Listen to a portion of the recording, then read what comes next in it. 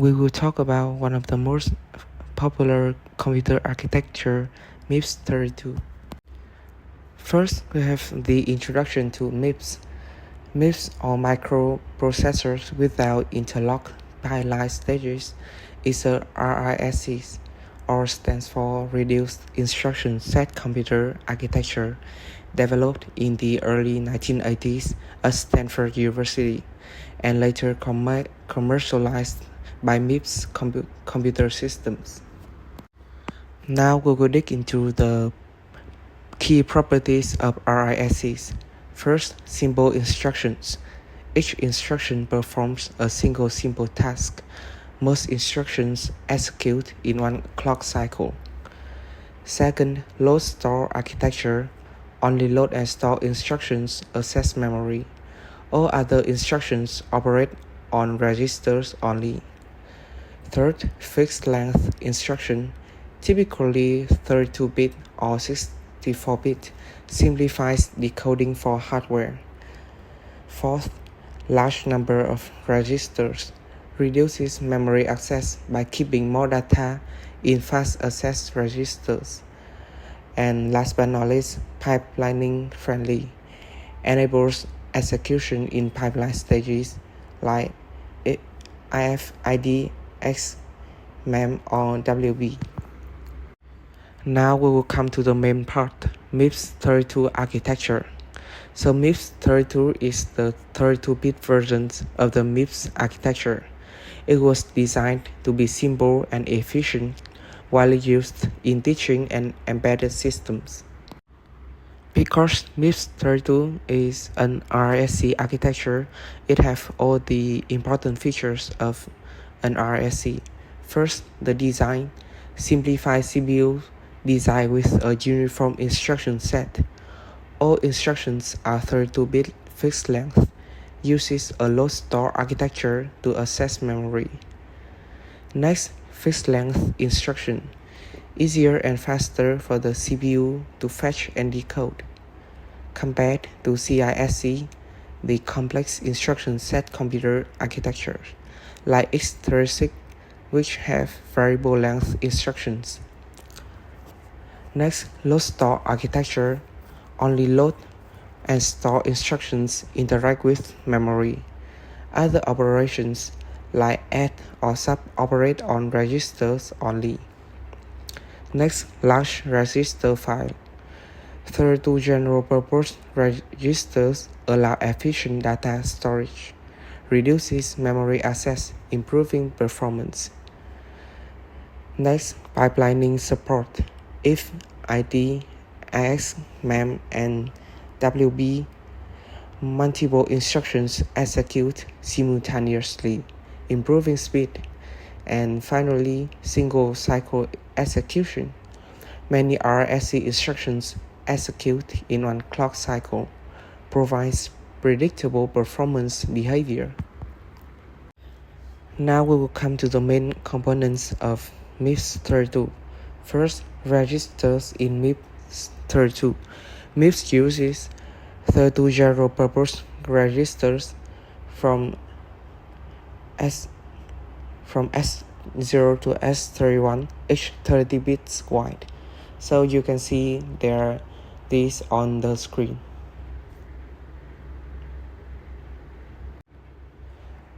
We will talk about the arithmetic logic unit ALU operations. The syntax of it is first OPT, then OPR, OPR1, and OPR2. So the OPT is the operator or the instruction.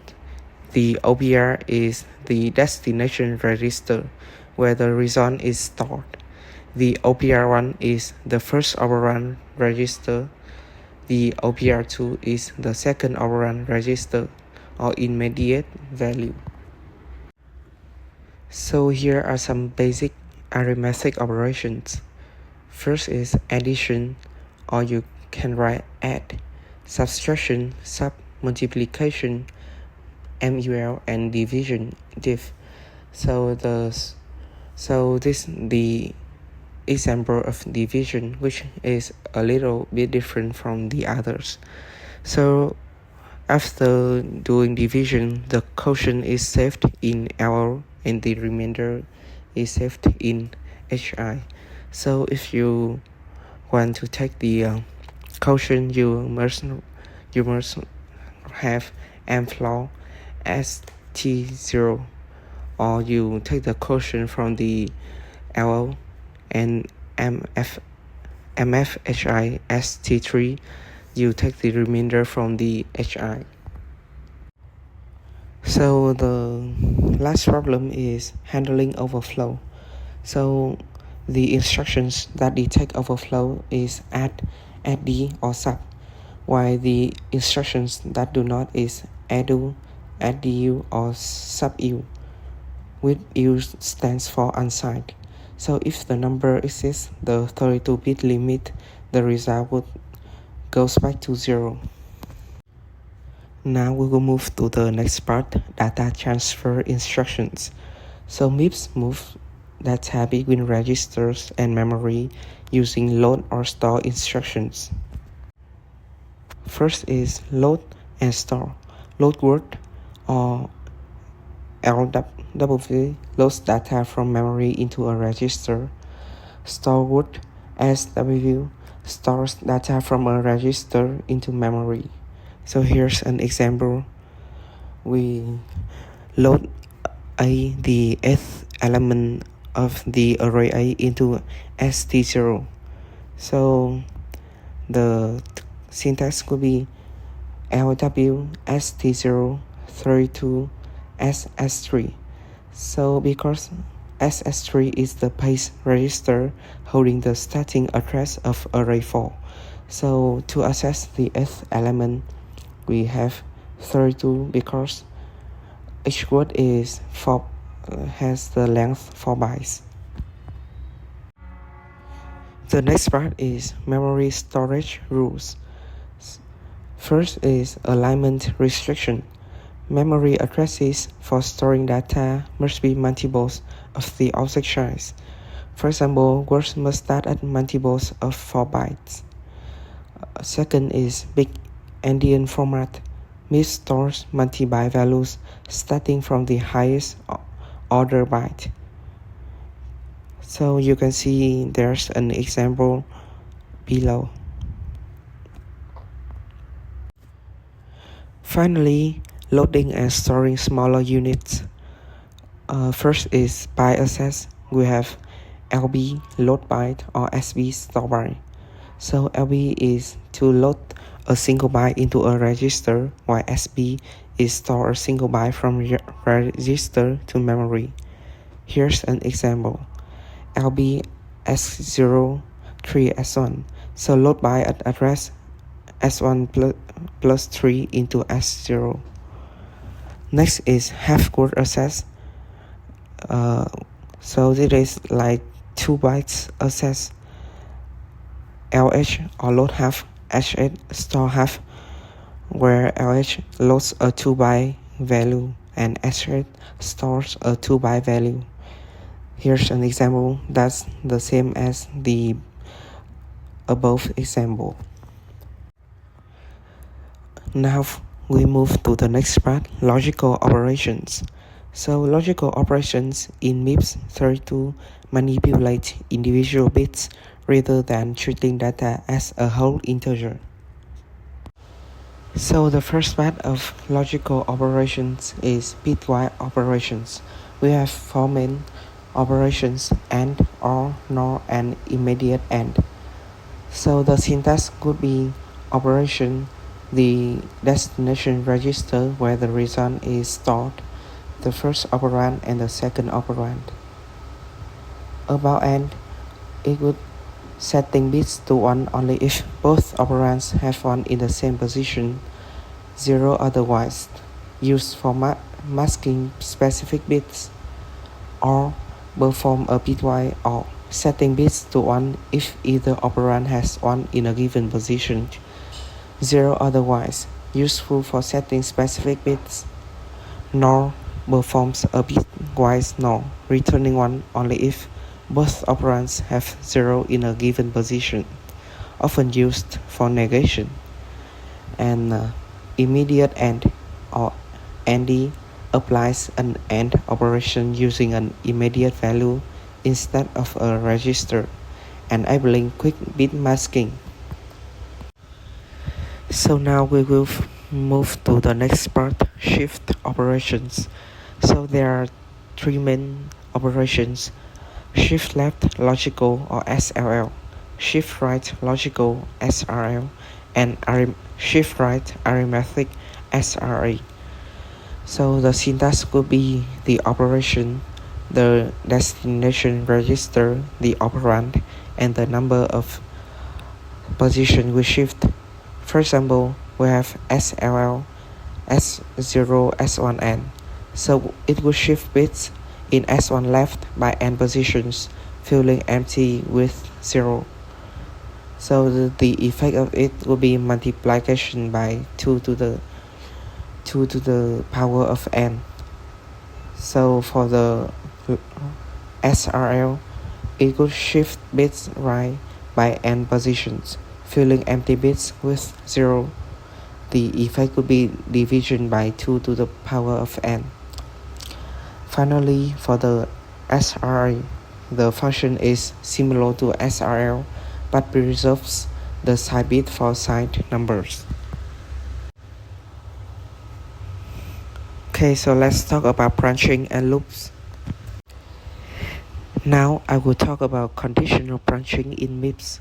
So branching allows a program to change its execution flow based on conditions. The three main branch operations are 1. Branch if equal, or BEQ. The syntax could be BEQ T0 T1 label. Function if st1 equals to st0 equals to st1. Execution which jumps to label.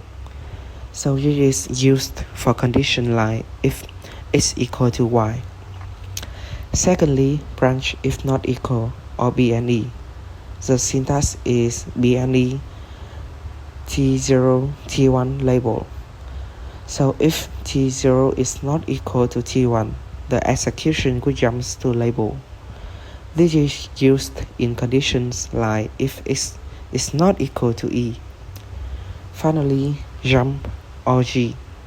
The syntax is G label.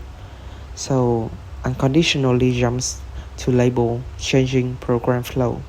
It is used for skipping sections of code or looping structures. So you can see there's an example here. So in summary, I will explain this example. So if S3 equals to S4, execution jumps to label if executing clause 1. Otherwise, clause 2 runs and execution jumps to an if to continue. So for loops in mips 32, demonstrating how common loops like while, for, and do while are implemented using conditional branch instructions like BEQ or BNE. So loops in mips 32 use branching instructions to repeatedly execute a block of code until a condition is met. The provided example follows this structure. I will explain this example. So the loop iterates over an array A, loading each element into T0. The value is added to S1, which maintains a running sum. S3 index E is incremented during S4, and BNE ensures the loop repeats as long as S3 is not equal to S2. So for looping structures in mips, the while we will use BNE or BEQ to continue until a condition becomes false. About the for loop, we will use a counter variable y, incremented each iteration, and do while loop, we will execute at least once before checking the condition. So let's move to the comparison operations in mips 32. So mips 32 does not have explicit comparison instructions like less than, greater than, less than or equal, greater than or equal, but it uses the SLT, set or less than, instruction to derive these comparisons. So the syntax could be SLT T0, T1, T2. The function is set T0 by 1 if T1 is less than T2. Otherwise, T0 equal to 0. So it is used to check if one value is smaller than another. So for other comparisons like greater than, we would swap operands in SLT and use BNE. For less than or equal, we will use SLT and check equality, and for greater than or equal, we will use swap operands and use BEQ. Example here. So for greater than, we have BNE T0 0 label. So if T0 is not equal to 0, we would jump to label. So the final part is functions and stack. So now I will talk about function calls, which are essential for handling subroutines and managing temporary data. So functions in MIPS 32 allow efficient code reuse and modular programming. When calling a function, specific registers handle arguments, return values, and memory management. So for arguments, we have A0 to A3, which used to pass parameters into the function. For return values, we have V0, V1, used to return function output. For local variables, we have S0 to S7, which used to store local data within the function. And return address, we have RA, stores the return location for function execution. So for the function execution instructions, we have jump and link on GAL label, calls the function at label while storing the return address in RA, or jump register GRRA, returns the caller function using RA. So last is stack operations. The stack is used to store temporary data, return addresses, and local variables. Managed by the stack pointer or SP, it operates using push or store data, saves value onto the stack before calling a function, or pop, restore data, retrieves values from the stack after function execution.